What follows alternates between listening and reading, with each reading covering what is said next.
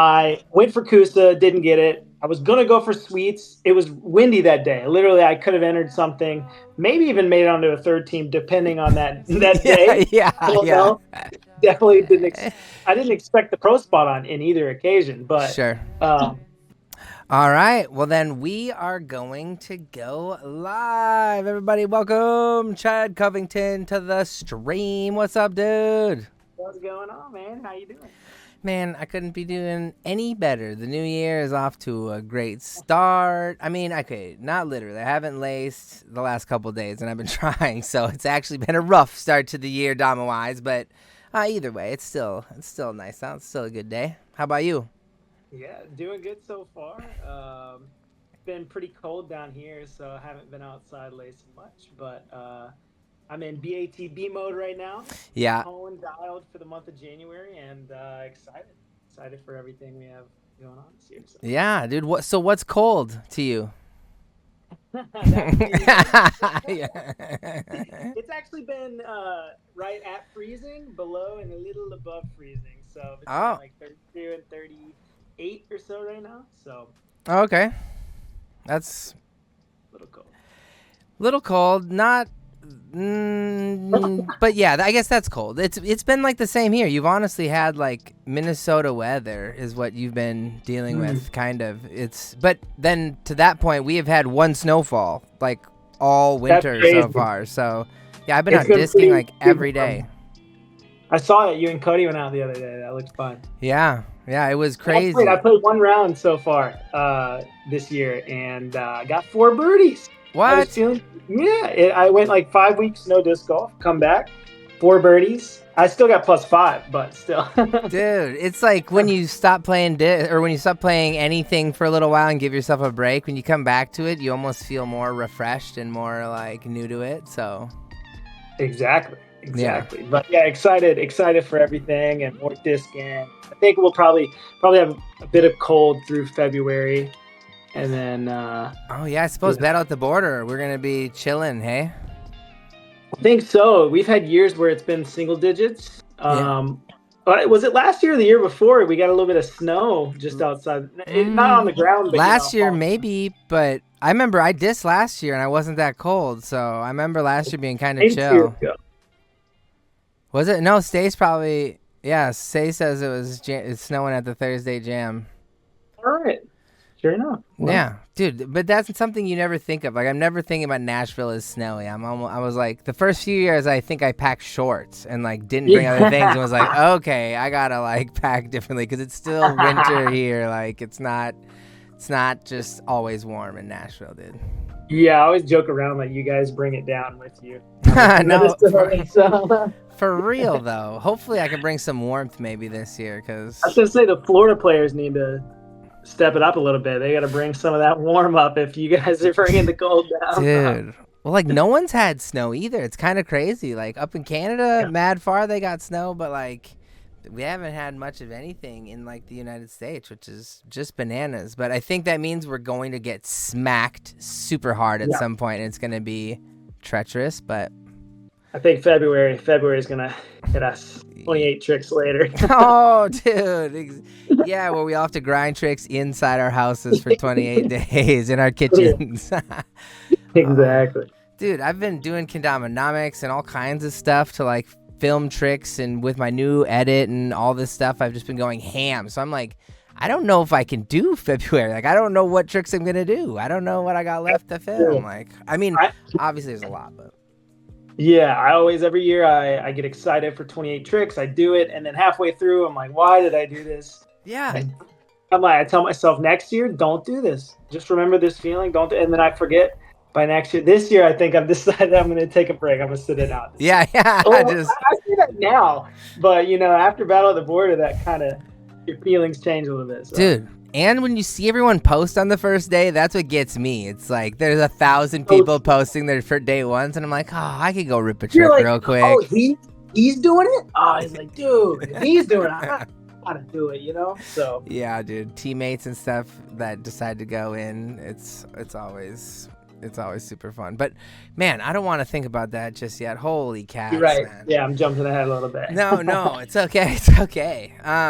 I was excited to have you on today just because I think a lot of people know you as a Kendama player and as owner of Sol Kendamas. And some people, I already saw one person in chat and didn't even know that you were the owner of Sol Kendamas. So I think there's like, so I think it's cool. Like your story, I know your story and it's a really cool one. And you've come a long way since when you found Kendama for the first time. And unlike other owners and stuff, well, not all owners, but like you came from another team. You came as a sponsored player and as just an enthusiast that turned owner. And it's a story that I think is cool and not everyone knows. So I was hoping to talk about that a little about Battle at the Border. You go to Japan now more than Rodney, so I want to hear about Japan a little bit. But if we could start with like the beginning and like, I always ask the Kendama story, but it would be cool to know like how did you see Kendama for the first time in your life?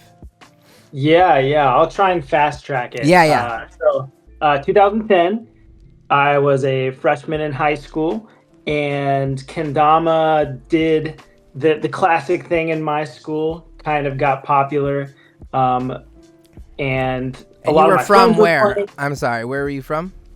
I was going to school, Clarksville, Tennessee. So like 40 minutes north of Nashville, where Battle at the Border takes place. Got you. So, and how close to Atlanta? Nashville is 4 hours from Atlanta. Gotcha. So, I mean, relatively close if you're thinking about the U.S. and Kendama booms and all that. Mm-hmm. So I played soccer with a guy named Tyler Marshall, who you know pretty well. Oh, dang, crazy. Yeah. He was a senior, I was a freshman, and he was the all-star player on the team. And his cousin, for those of you who don't know, is Jake Weens. So you can kind of see where the energy, the creativity, the just like Tyler also carried that you never know what to expect from Tyler or Jake, right? Yeah. And so just imagine that kind of energy in our school through the all-star soccer player. Mm-hmm. And I was on the soccer team as a freshman, and I saw Kendama at practice, and then it started just getting really popular at school. And of course, I'm like, I got to get one. And so it just took off from there. I was super into it. Watching Tyler and Jake, kind of my first influences as far as like Kendama videos came from Jake Weens. The Ken Garden. You followed the Ken Garden blog in the beginning and stuff. Yeah. And Tyler had his own version of the blog, Concession Stand. Yeah. And so I'm watching, and like this is what when I'm learning Kendama, I'm learning from Jake, this legendary figure in Kendama, and he's hosting events. He's making videos, and so naturally I started hosting events and filming videos and going to events, and so that was just my entry into Kendama. And that's a pretty sick entry point, dude. That's yeah. So it's Tyler Marshall's fault that you did that. And in the beginning, Tyler Marshall and me became friends really fast too. Like he ended up selling Sweets Kendamas on the concession stand. Like we were one of the first damas he actually like sold, because he ended up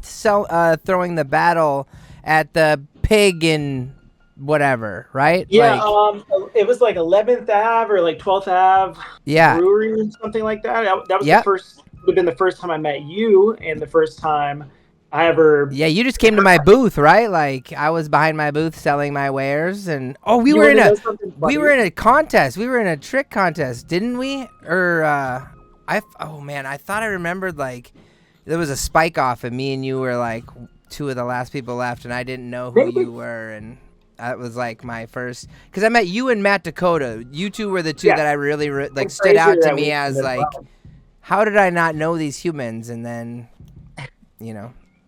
Yeah. So that weekend, you guys were vending. I think Tyler had stuff, but when you're hosting an event, you can't vend. It just doesn't work. Yeah. So like, I was checking out all the damas. They were so cool. I remember you guys had like those pineapple sticker kind of things on the damas. And they were probably like $23, $25, $26 for fully painted custom Kendamas. And I was like, way too much for me. The price way too high, right? So guess what I settled on? A Natty Focus for like $18. No way. You didn't want to splurge the $7 for the custom paint job. I'm like $26 for a custom painted kendama. Ridiculous. Too expensive. God, that's so funny. And yeah, I got one of the first Focus kendamas, a fully natty one. Fun fact, I think that I landed my first lunar on that kendama. Wow. But I went home and I custom painted it because of course I'm not paying for a fully custom painted dama. I want to do it myself. Of course. So I painted it gold, but I landed my first lunar on that. Dang. Did you put clear coat on it or? I think it was like some kind of acrylic gold paint, the kind that just comes in a tube. Yeah, yeah, I know exactly. It might have just been that paint. Did you ever paint any more kendamas after that? Just with like spray paint and like some kind of like polyurethane clear or something at home, just for fun. Never as a serious thing or like sell them, but kind of just experimenting for fun. Yeah. Yeah. Oh yeah. You had someone just pop into your window. Might have been Alex. Oh yeah, he like definitely like looked in to see like what you were doing. Yeah. That was Alex Mitchell, everybody. Oh nice. What up, dude? Okay, so it's so was that one of your first events then? That one? Yeah, that was my first event. First one I ever went to. Yeah. Second one, legendary event, Dama Fest 2011, which I have the poster for right here. Dang, no way.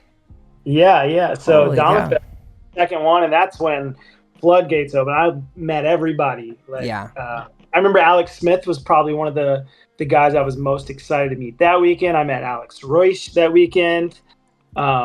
All the Colin Sanders, Zach Yord, Turner Thorne, Dave Mateo, the Nick Gallagher's, Maddie's, and Takuyas of my day, our day. Yeah, exactly. And so that was kind of my introduction to kendama events and traveling to kendama events, and from there on was hooked. I guess that coming January was the first battle at the border. After experiencing those two events, I was like, okay, I need to host an event like this, because it was just so impactful, and just seeing everyone come together, making all the friends. I'm like, I recognize the importance of it at the time, just for fun, right? But now keeping it up year after year has really grown to be something really cool. But those were, that was just my introduction to kendama, and just kind of followed with it and kept going. Yeah. What made you want to do more than just play kendama? Do you remember what was, aside from just being inspired at the event, what in you was like I can do this, I should do this? Because not many people take that next step. You don't own a company, you have no buy-in. What was what goes through your head that takes those steps? So I would have found kendama when I think I was 14.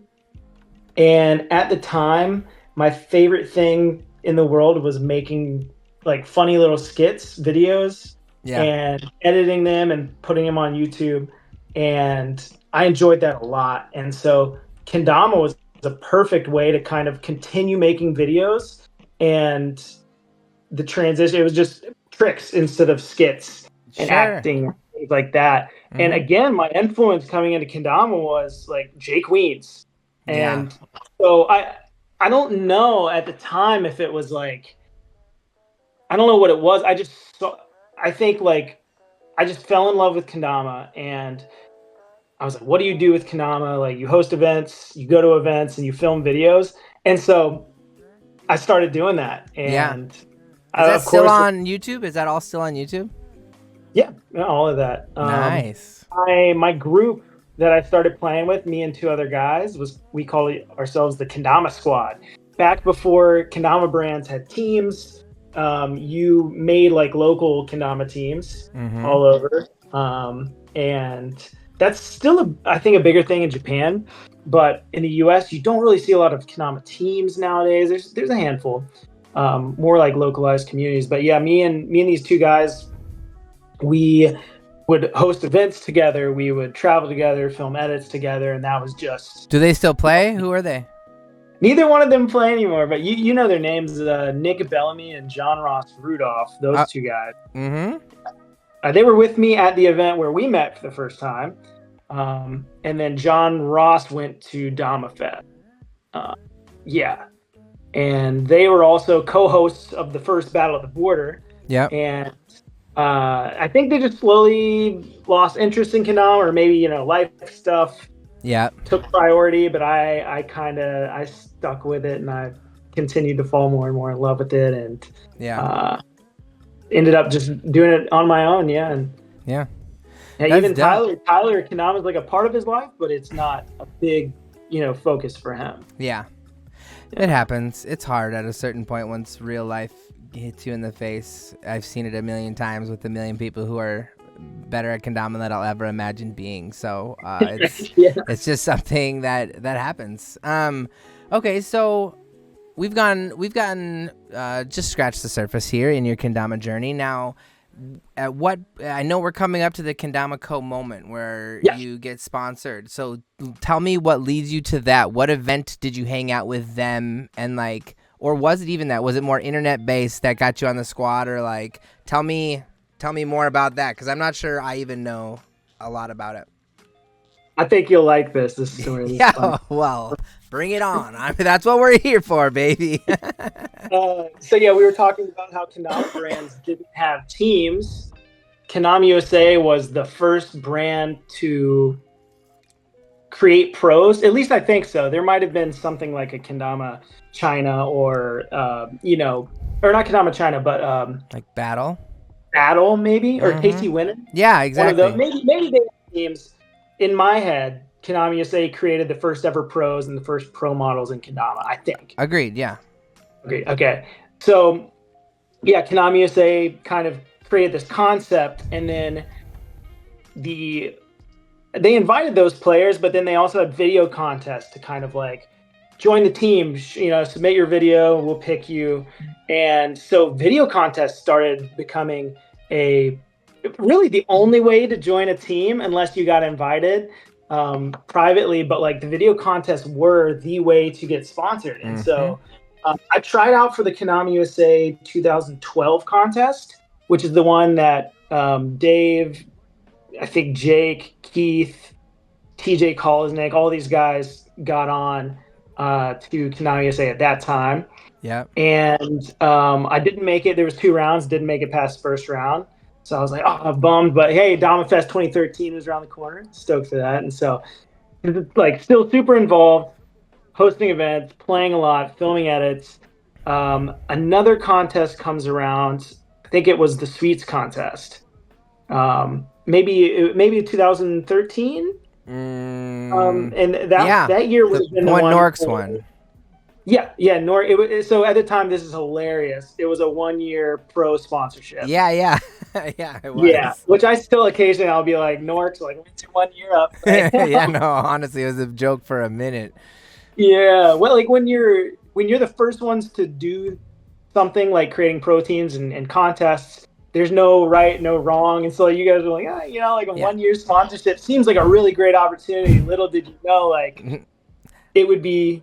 Someone like Max would have a long future in Kendama, and deeper than even after he won that contest. Yeah, worked for us. Traveled with me for 2 years straight to some of the coolest places we went, you know what I mean? It was but the 1 year was more of an out for me if the player was the opposite of Max, kind of, oh, you really didn't do much, it wasn't really great, didn't work out, so your year's up.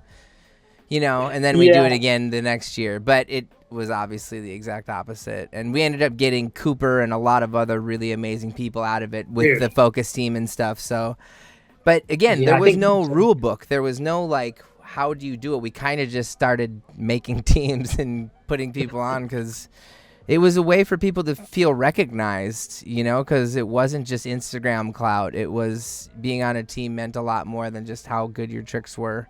Which is still the case, but it somehow meant more back then, and I don't know how to explain that. It seemed to mean more back then. Yeah, and I think Instagram didn't even have video until the beginning of 2013.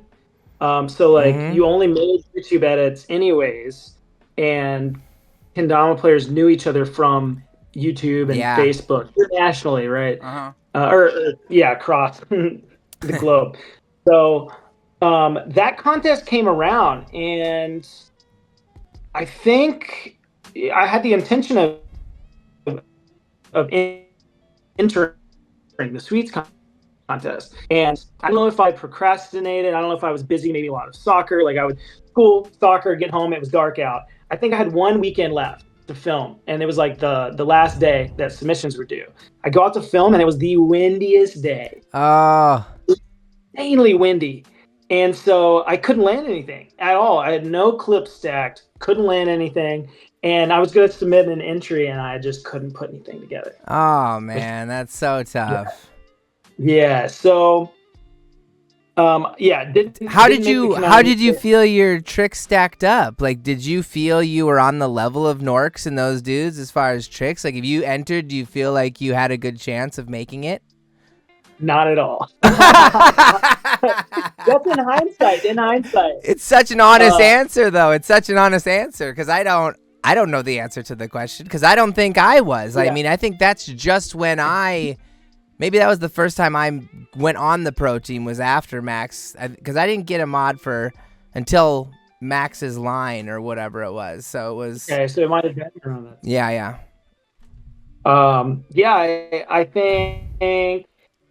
I mean, I was super involved, going to a lot of events, but the skill level at the time, was because I remember in that same contest we had Sam Merkel, and I'm not 100% sure, but maybe also did Chris Bosch enter that? Yeah, Chris Bosch and Sam Cannon got the axe, bro. I can't believe it. It's like I go back and I don't have like any regrets about my life, but those are two I highly regret, because even watching him back now, I was like, I was so worried about the video quality, because that's all that mattered back then. Was we were trying to be Jake Weens and Kendama USA-esque, and we wanted people like that. And Sam's was filmed on a potato, and Chris, I can't remember what it was, but it was just like, I look back on that and I was like, what in the world was I thinking? Like, but again, did they? I can't remember, because I ended up being on Kendama Co with them, skipping ahead a bit. But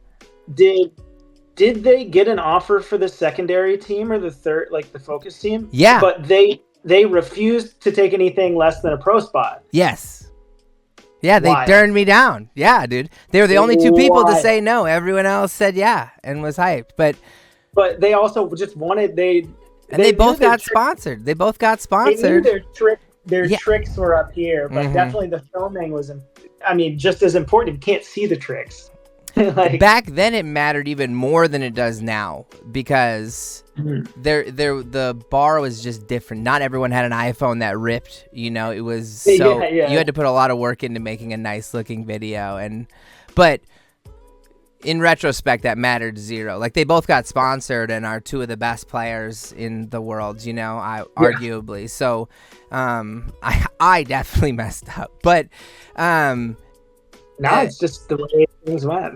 You're totally right. Like, everything happens for a reason, for real. And they're still two of my best friends. Like, I still think they're two of the most dope dudes. One of them's on your squad, right? Like, that's crazy. That's insane. First of all, that makes no sense. That doesn't make any sense. Yeah.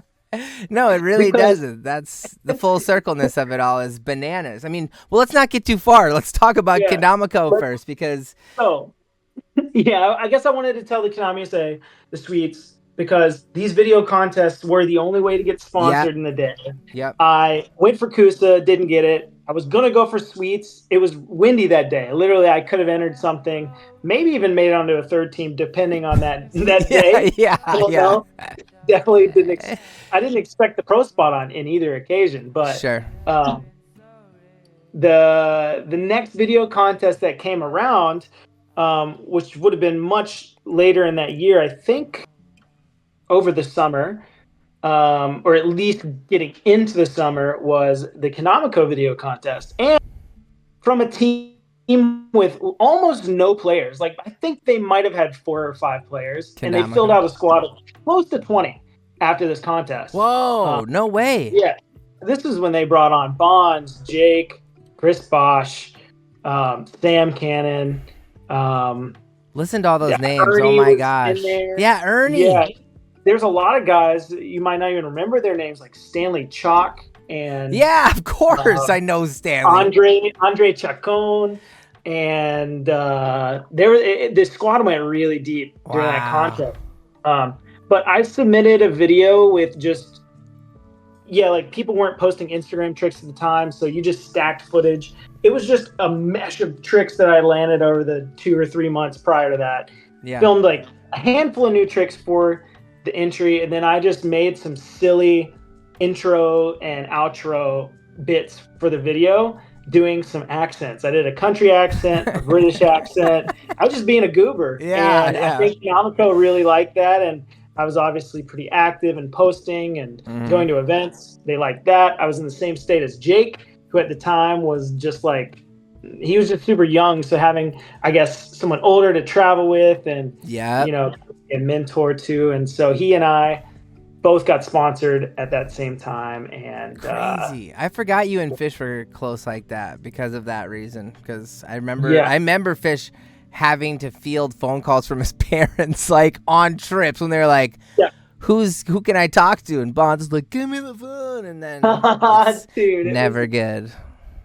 Yeah. Oh my God. But his parents finally, because he was one of those guys that, I mean, he was one of the greatest players at the time. And if he didn't go to these events, it was just kind of like crazy to see that level of talent not get to participate and be involved in things. And so, I had a lot of calls with his parents, spent a lot of time just hanging out with him and like at his house. So his parents trusted me and we traveled together. And dang. Did filming and like hanging out with him level up your kendama at all? Like, did he help you level up your skills and stuff when you were kicking it? 100%. Yeah, because when you're around someone who's greater than you at anything, you just kind of, stuff comes a bit easier. You start surprising yourself. Yeah. That was also around the same time ATAC paint existed. Dude. And I used the Sweets ATAC probably the first 4 months of my Kenco sponsorship. No way. D-Row, close your ears, please. No, he knew it. He was watching me. Yeah, of course. Landed my first barrel roll on those. No way. I landed my first like small cup lunar, like half back to inward lunar. Yeah, I love that trick. Filming, hanging out with Jake, but I did that on the ATAC as well. Dude. See, everything comes back around, bro. I bought a can of ATAC paint the other day just to see what it's like, and the nostalgia just hit all of the right bones, dude. You send me one of those ice cream damas. I'll white can it for you because it feels so cool to have an ATAC can in your hand again. If you played one a lot, like it literally transports me back to film sessions in 2012 when I just started. You know what I'm saying? It was it's so crazy how a dama or a paint can do that, I guess. Yeah, I love that. Every time I go to film Battle at the Border, like beginner, intermediate tricks, insane amounts of early nostalgia from Kendama play.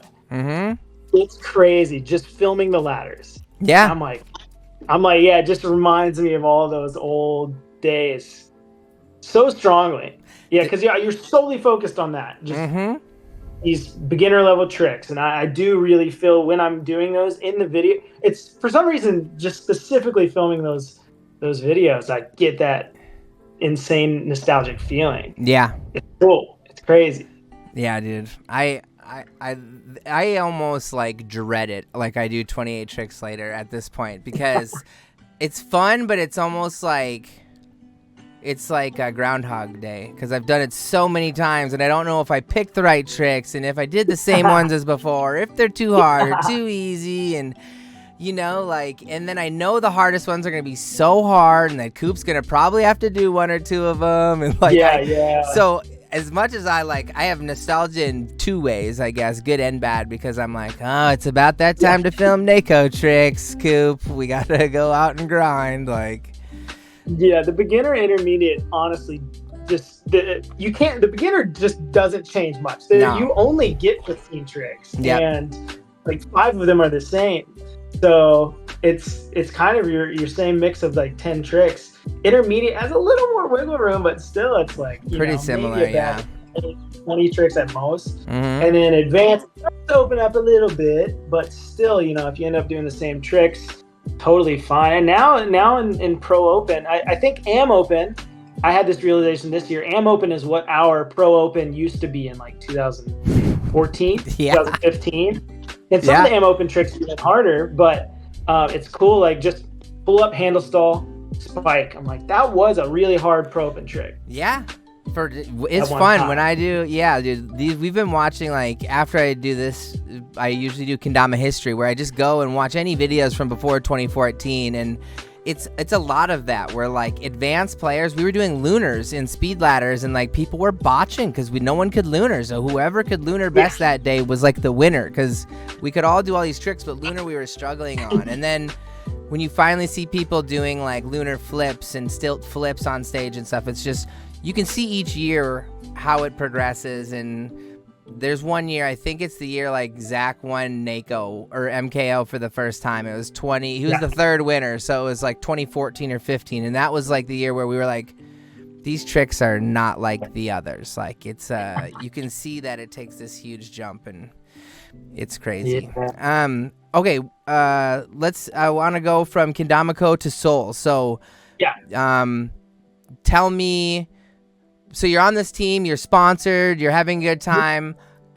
We don't need to go into Kenco, but they eventually went out of business. Tell me, how you line up in that timeline of starting your business, and did what you see them do incorrectly as a business affect you starting your business? Yeah, so 2013, sponsored by Kendama Co.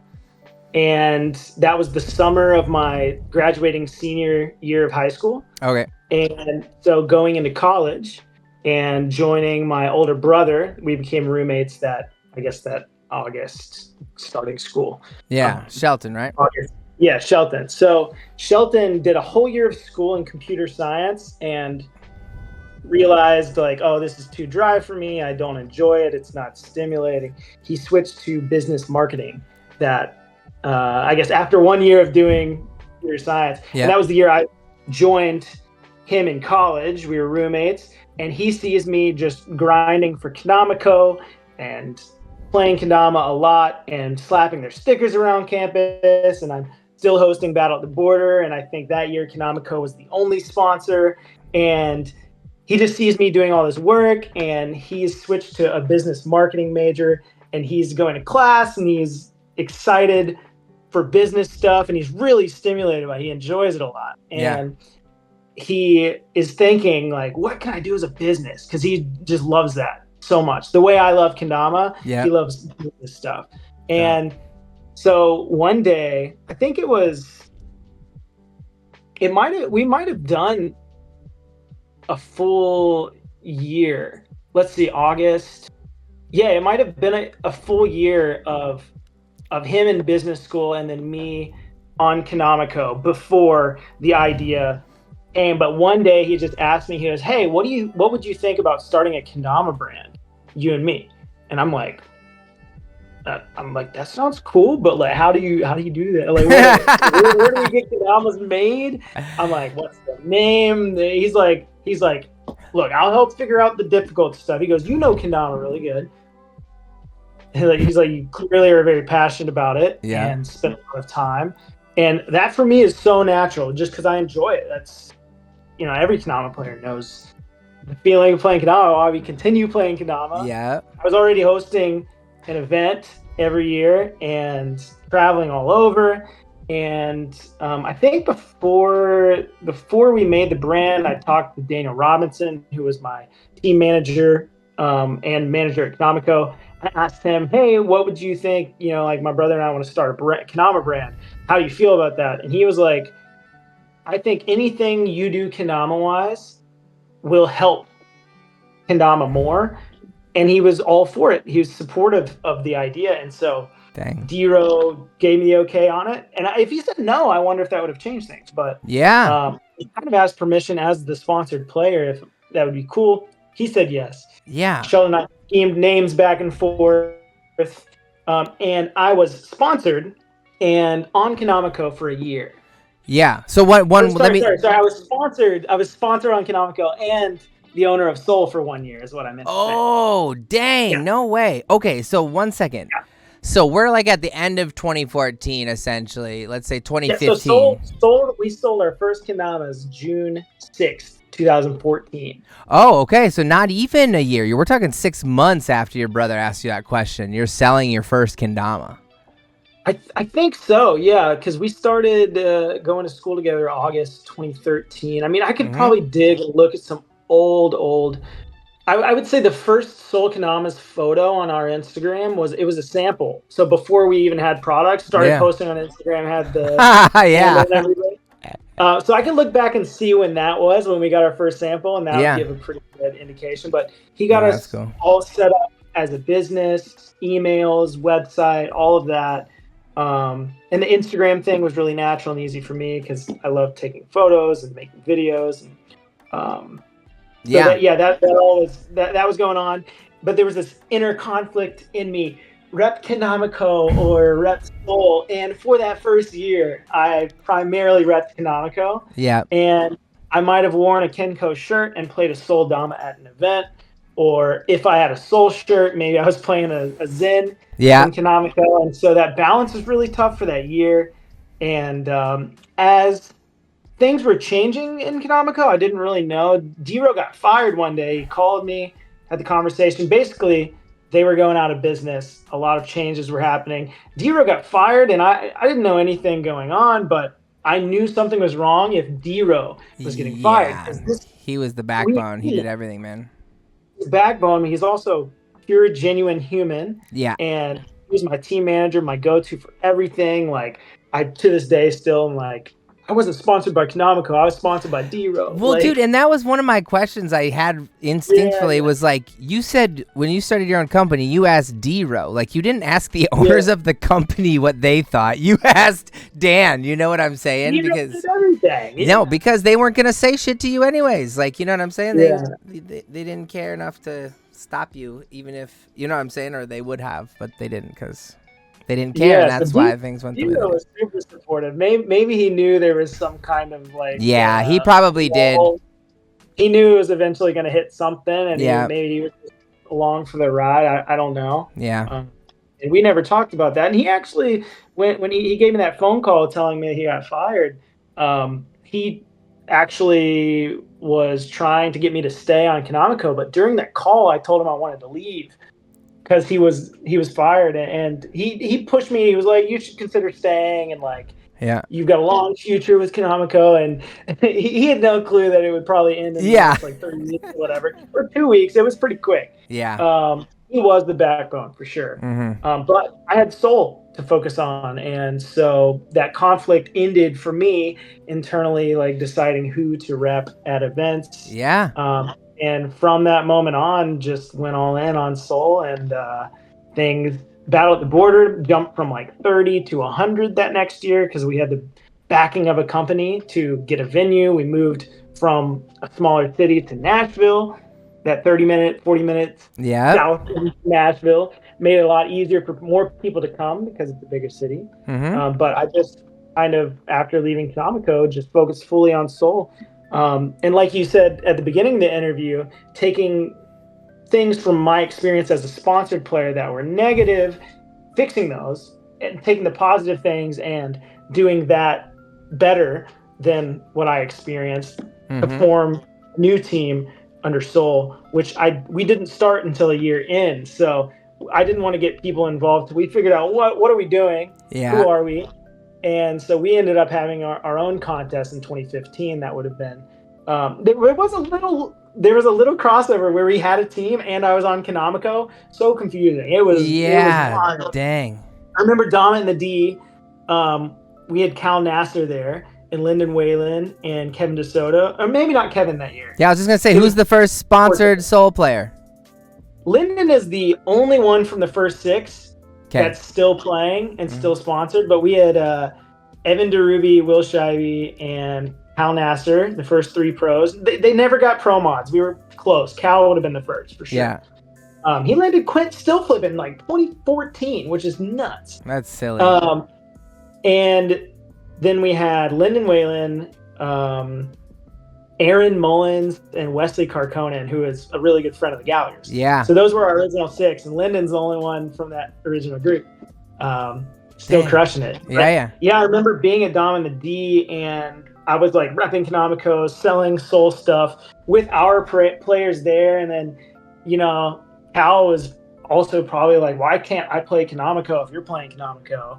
And like, it was this weird balance. And so I think that weekend, it was after that weekend where I left, and that was like super confusing up to that point. Yeah. I just realized that crossover, having players and then also like not fully repping the brand, was weird. Yeah, maybe not even for you, but for other people, just to try to understand a new brand is like, all right, I'm hyped, but like, what is he all about? So internally, externally, it probably helped a lot that happened. I mean, if Absolutely. It didn't, who knows where Sol would be now?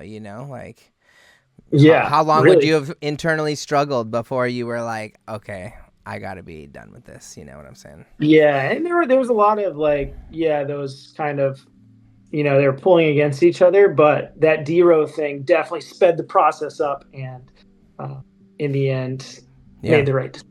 No, yeah, that's dope. So since then, you've been doing Sol. We don't have to go into the last 8 years deep and like dissect every year, because I want to talk about Battle at the Border a little bit as well. I mean, we've talked about the history of it a little bit. This will be the 11th year, I believe, the 11th running of the Battle at the Border. Huh? 13th. Holy shish kebabs. My goodness. 13th Battle at the Border. Oh my God. That's a lot of battles, man. So this year we can expect the same venue as last year.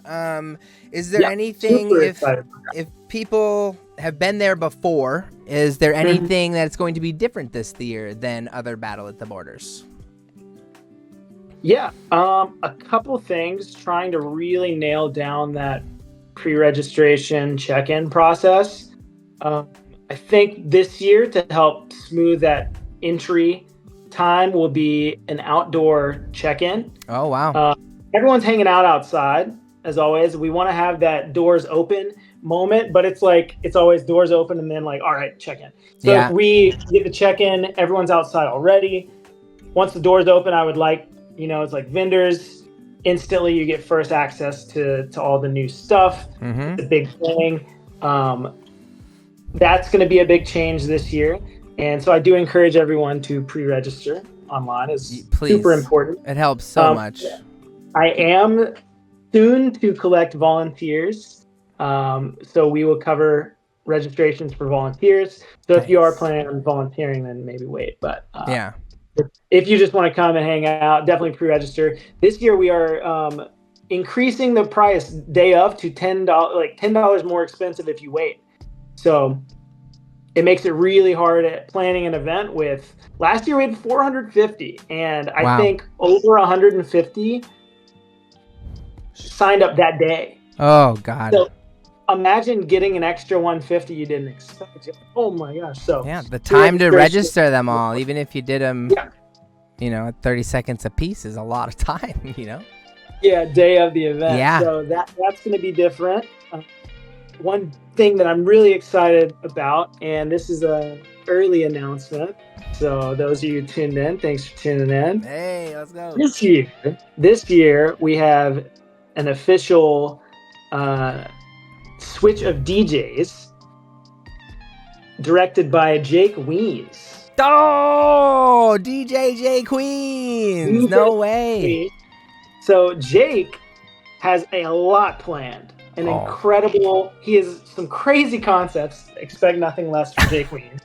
You were like fulfilling a dream of his to get to DJ a whole event, man. Dreams of mine as well. And and that of a handful of other DJs in Kendama who are going to be involved. So, sick.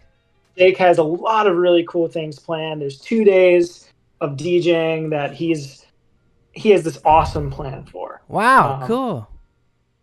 That's super excited. Dang, that's so rad, man. The DJ is something that is an afterthought if you don't run events all the time. But if you run events every year, you realize how important it is to have one who knows what they're doing and knows the vibe and is a Kendama player who's been to other events, because there are people who do it amazingly and do a really good job, and learning from them and how to do it is, because there's good times to turn off music and there's good times to make sure it's super loud, and there's good, you know what I mean? And Jake knows that literally better than any person, and that plus his DJ skills is going to be rad. So I'm stoked, dude. That's so sick.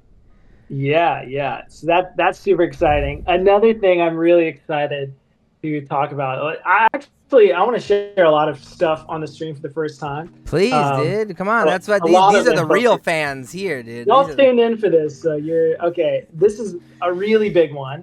Whoa. I don't know when or how this announcement will officially take place, but this is the first time I'm talking about it publicly. Cool. This is big. It's really big. Oh my God. Let me get a drum roll. Let me get a drum roll in the chat. Okay, here we go. Drum roll, please. All right. I'm bringing on Kevin DeSoto as an official co-host of Battle of the Border. Whoa, no way. Big. Dang. And so he's stepping into this role slowly, but in the future, I'm going to get him way more involved on a lot of back-end stuff because he just has such a good mind for competitive Kendama. He's excited about it. He's the one that pushed all of us to do double elimination open division in Kendama. He is a top 8 and a top 4 competitor in Kendama. Yeah. In open division Kendama, like NACO and BATB, he's been in the top 4 multiple times. Mm-hmm. So like, what better person to get involved at that level? He wants to have more of an impact in Kendama in a bigger way beyond just being a competitor. So very excited for that. Dang. And in the future, I'd like to get him, just more deeply involved as a co-host. But you'll see him a lot this year on stage, on the mic. Nice. Super excited for that. K-Dog, man. I love him on the mic. And like you said, his knowledge is deep, and he's competed more than anyone. I mean, last year he logged his 100th competition, right, as a professional player. So there's a lot of insight he can garner. So did you just confirm that it will be double elimination for Open Division this year? That's true. We're doing it. We're doing it. Sheesh, you're a psycho, but I respect it. Every other division will be single elim. Mm-hmm. So beginner, intermediate, advanced, AM open are single elim. Yep. And the pro open's double elim, and the freestyle is single elim. So got you. All right, let's talk about the freestyle a little bit. Yeah. Let's do an on-air production meeting for 1 second. Last year, during when we had like double elim, when we were ripping through the first rounds, there's like 6 matches going on, and I couldn't see anyone in the back 3 matches, and sometimes they were the most epic players. Is there any way of getting around that this year? Or are we going to have to get fancy with cameras maybe? So I talked to Kevin 2 days ago. We had a little co-host thing, and so nice. I like Kevin, pro open, 6 matches going on at one time, a lot. Let's call again soon.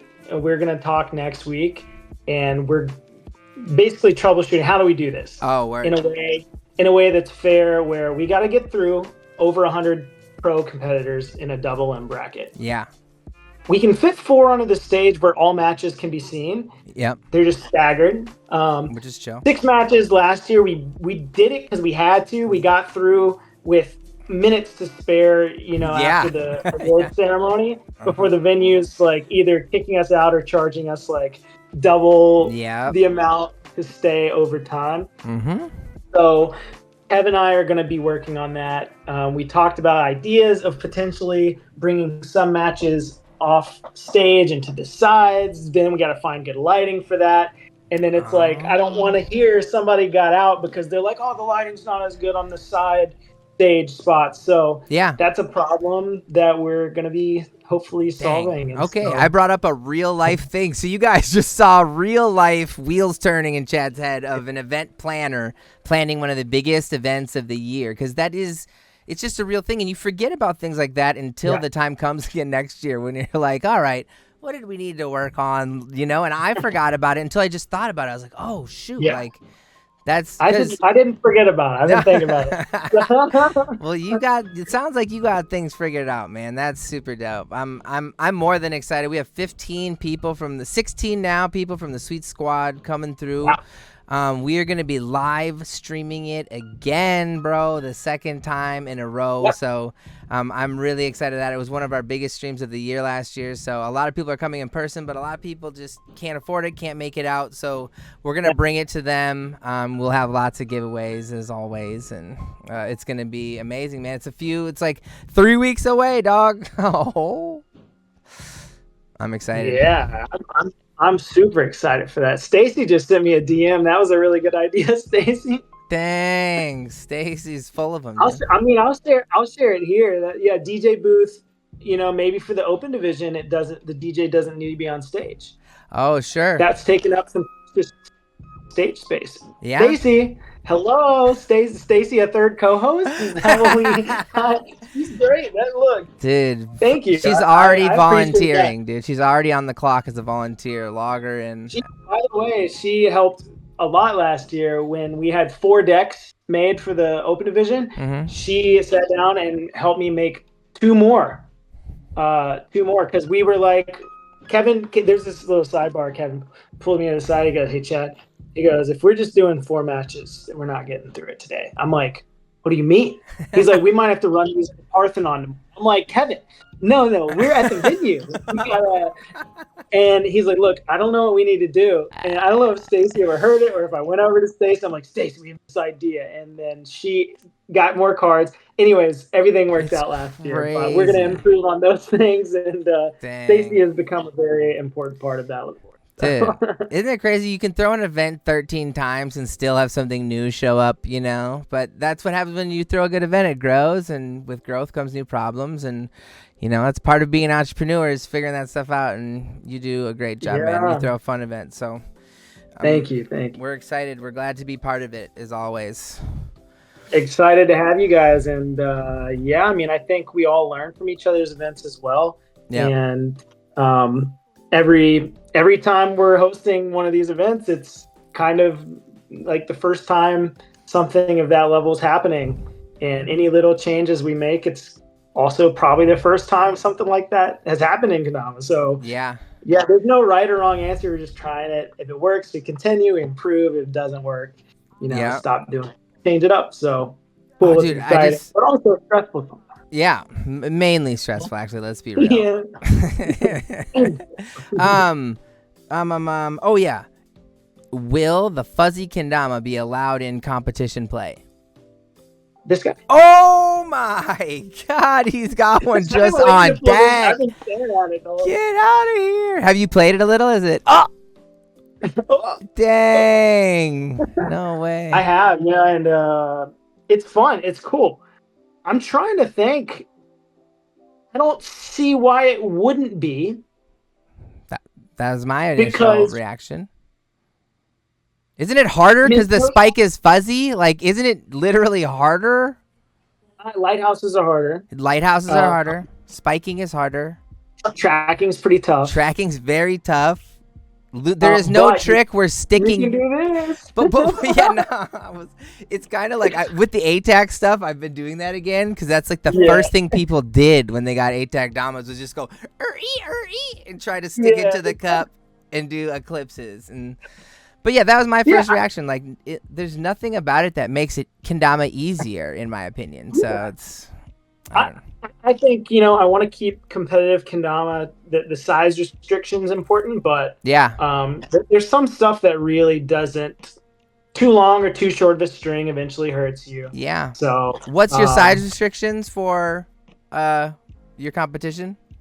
That's true. We kind of follow the same boundaries that KWC sets. Okay. Right now they have a box. I guess I should provide the height limit for a Ken would be a good way. Maybe a Tama size limit, but we don't want jumbos in the competition. And But that also brings up a interesting, like, okay, well, if a mini fits in the box, can I use a mini? Again, you're going to hurt yourself if that's the case. It's more tough, but you can actually. It is literally legal to do that. Wyatt competed at Tara's event this year with a mini and made it pretty deep. He played with a Sweets mini because you can literally do all the tricks. It's just it's like difficult. It's like handicapping a little bit, you know. Yeah, so I'll put a max size limit on the Dama. Yeah. And that's cool. Yeah, I mean, but mostly for any of the events that have a cash prize or some really big stakes, you pretty much, if you don't use a standard competition size kendama, you're kind of hurting yourself. So. Yeah, no, 1,000,000%. And I'd say it's good. Yeah, word, cool. And at NACO, we do the little sticker check, you know, just so that like some human who knows kendama goes, that's a kendama, that's a kendama, and that's like. Because the box is important, but after doing it online for a couple of years, it's just like it's not important in the end to who wins because the best players are going to win with whatever Dama you put in that box. I truly believe so. I agree. Yeah. Cool. Well, so I've had you for an hour, and I don't like keep people longer than an hour because you have things to do, places to be, I'm sure, people to see. But I wanted to just talk about Japan. I feel like the last 2-3, even since Japan's open, you've been there more than just about anyone. And I know you have good relationships with like Moo Coffee, and you've since garnered relationships with lots of new players. Could you tell me just a little bit about like how that came to be and how like what has drawn you so much to Japan that you spend months there every year, you know, almost or something? Like, I'm just genuinely curious because I love Japan. I've been there a ton, but I have not been there the way you have. You know what I'm saying?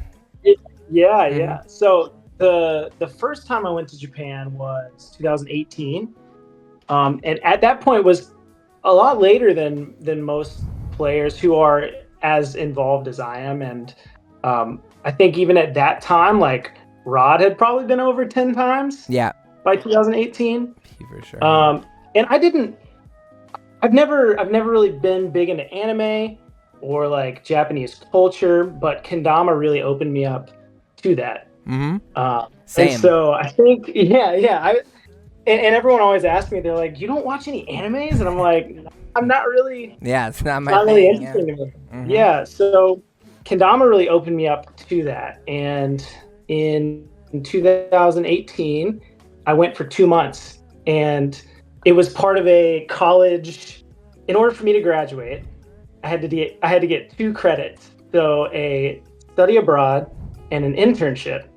And so I met Shimao through, I think it was NAKO. Dang, probably. Yeah, NAKO and then Van Jam. We became really close friends, and he has a business. It's like like internet design, graphic design, web design. He does some product design, but I asked him if I could do the internship with him. And this would fulfill the last credits I need in order to graduate and get my diploma. Yep. And so he agreed to let me stay with him for 2 months and work for 2 months with him. Wow. And so my first time in Japan, never having gone before, and also the only time going out of the country prior was for just like 1 week trips. I did a Spanish trip to Costa Rica with my high school, and then just going to Vancouver for like Van Jam were the only other 2 times I'd been out of the country. Oh, wow. So like, jumping straight to another country where English isn't even, I mean, it's a lot of people know English, but it's kind of rare to find someone who's like really fluent there. Yeah, exactly. So like going for 2 months blindly, like not really knowing much about the culture other than, you know, Googling like do's and don'ts. Yeah. Basically. And so I committed to that, and I absolutely fell in love with the culture, the people. What city were you in? Tokyo. So okay, I was actually, cool. There's an area of Tokyo called Sumida. And Sumida is where the Sky Tree is. It's the tallest building in Japan. Yeah. And this is also, it's crazy because I didn't know this before going, but the Shimao is the guy that I live with and did my internship with that 2 months. Sumida is where Moo Coffee is. And I was going to be living there for 2 months, not even knowing that Moo Moo Coffee was there. Wow. And we had been wholesaling kendamas to Moo Moo since 2015. Funny. And so, and in my head, I guess here is just like, oh, a cool coffee shop in Tokyo is selling our kendamas. Yeah. And I didn't really know I was going to be there. And that place just during those 2 months was just so impactful to me. And Did like you go there like every day? Yeah, pretty much every day he was open, I would try and find my way over there. Mm-hmm. But also just soaking in all of the, like, trying to learn the language from people that I met, and it basic conversational stuff. Not, I'm still not fluent, and I've been 9 times. Yeah. I'm working on that. You got a lot more than me, and I've been there twice as many times as you. So, but it's an active thing you have to practice. But I think what I missed is the length of time being there. I've never been there long enough to feel like I was missing out because I literally have translators every time I go. And that's true. So I've been so spoiled, bro, that I just never needed to. But if you were there for a couple months and lived in your own apartment and had to interact in a small town or something, I'd be more apt to learn things to help, interact in their way. But I'm almost like just a tourist every time. So so I know I learn things that are needed to get around, but I'm always impressed with you and Rod and Jake and people who take the extra step to learn like a decent amount more, because you can write some of it too, can't you? Like, the characters. A little bit of writing, a little bit of reading, and I've never taken any proper courses. I want to. You should. That's cool. I want to get around to that. Yeah. But basically, those 2 months were just so impactful on me. And the last day I was there, everyone in Shimao's workplace made this we took a group photo like a few weeks prior, and I thought it was just a group photo, but they made this nice little kind of like a thank you, and it was like a photo. Everyone wrote me these nice long messages in English, and I know for some of them that was really tough because some of them didn't even speak English. Oh, wow. And so, I broke down and cried in that moment, which is crazy. Yeah, that's so nice. I wasn't I didn't know. They gave me this nice gift, and every time I go back, I'm just welcomed by this new family, this large friend group that I have there. Yeah. And we eventually added players, and we have a team of 6 out there now, and some of them are some of my best friends. Yeah. And it's crazy, but I think I have a larger friend group in Sumida in Tokyo than I do at home. Like it's crazy where I grew up, where I live now. And so when I go, I kind of feel truly home when I'm there. I know exactly what you're saying. I grew up in a town of 1,400, and Tokyo is one of the biggest populations in the world, one of the most populated cities, and it's crazy that it feels so much like home to me, or what, I don't know, whatever that is. Nah, bro, I feel the same exact way, but because I mean, you go any place 16 times, you're going to learn more about it and be able to get around easier and whatever. But I tell people that, like, I know Tokyo subway system, like I know Minneapolis, like I know getting around anywhere. Like I know, you said Sumida, I know where that stop is on the list of stops, on the bus stop. Like it's because it is an amazing place, dude. It is. I go back every time because it does feel like home, but it's because the people there do it, man, more than the place. Yeah. Like the place feels like home, but the people make you feel so welcomed at every turn and at every moment when you could be let down or feel like you could be taken advantage of, or that never happens in Japan for even an ounce of time. So all there is good feelings and memories for me when I step off that plane. And the friend thing I also agree with a lot, like, Koda and Tomatsu and Zawa, these type of people, like they're like, I have more funny stories with them than I do some homies back home, right? Like, but that's why Kendama is amazing, why this community is amazing, and it's cool that we can have that across the world. You know what I'm saying? That was something I'm sure to you was unexpected when we started this journey, but the fact that we can go a lot of places in the world actually and have homies that would be down to kick it and let us stay for 2 months is probably more than you could imagine. So unreal. Yeah, and not just us, but like any kendama player I feel could pull that off with the right amount of connecting through social media and stuff. So definitely. Yeah. I mean, Zach spent some time in like Spain. Dude, he met so many people in Spain, like, and not just people from Spain, but people from other places in Europe that come to Spain to play Dama. And so he met people from all over and like changed them in those months. But Nick had the same thing as you. He went to Japan on school stuff and then realized he loved it, and then that he loved speaking it. And so it's funny how he's there for like 4 years, something like that. He's just over a year and a half right now I think he had a 3-year contract that he got with the city, so he's grinding away, dude, as we speak, playing Dama. He is lifting some weight, eating some meat, Yeah. So I think now, because of the amount of times I've gone and for the amount of time each year, you're like, I think there was 1 year where I spent, I think it was a fourth of the year in Japan. Dang. Yeah, it's so nuts. I realized that I wanna learn the language, like actually like be able to speak like Rod does, and spending time with Rod, like even this year at Catch and Sol, and just watching him like I know I can get to that point, and like seeing him just speak fluently. He's a translator, like bro. He is literally really could just I also move there. knew Rod before he was that, and so like seeing that, I'm like, I can do that. Yeah. So I wanna go for like a full calendar year study. And that's what it took Rod. That's what changed Rod, was he lived there for a year, right? Like that was what made him internalize all these words that he'd been practicing forever. And like when you have no other choice, you either figure it out or you use Google Translate all day long, which would just be the worst. So yeah, and I also I love the culture and appreciate it enough to where I know what I have to do and what I need to do. And so I'm looking forward to that. I don't know when that is. I've got a lot to plan for and think about that. And I already know, I'm like, look, I got to fly home for Battle of the Border.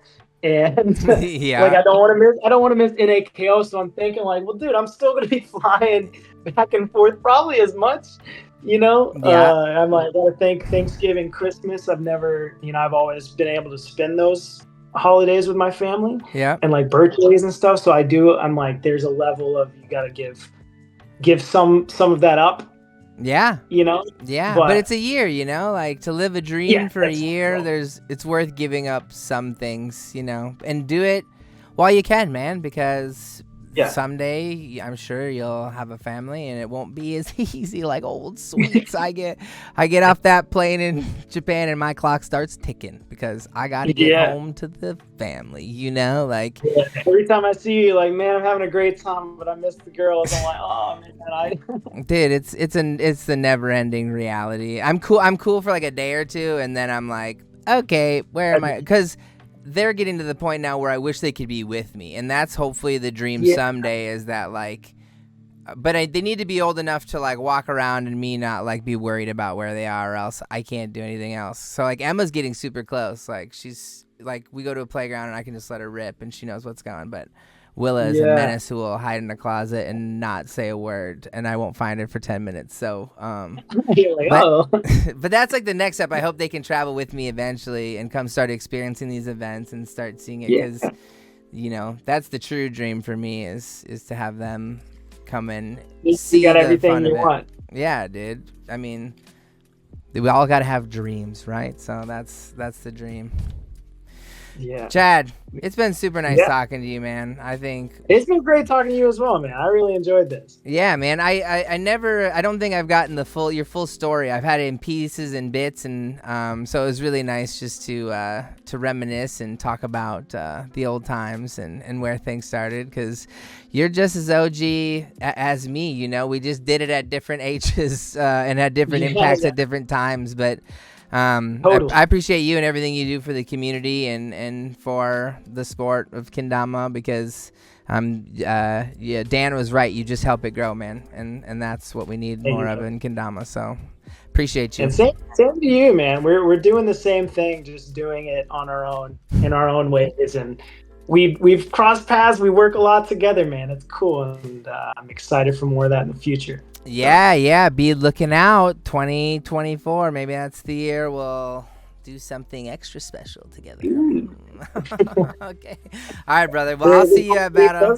Hey, Soul Fuzzy. What? Okay. I like orange fuzzies. They're on the way. I'm ordering them right now. Go get it. All right, brother. Well, you have a good time, and I'll see you in a few weeks. See you in a few weeks. Thank you, everyone in the chat. Super stoked. Yeah, dude. Thank you so much. We'll see you later. Yep. All right, peace.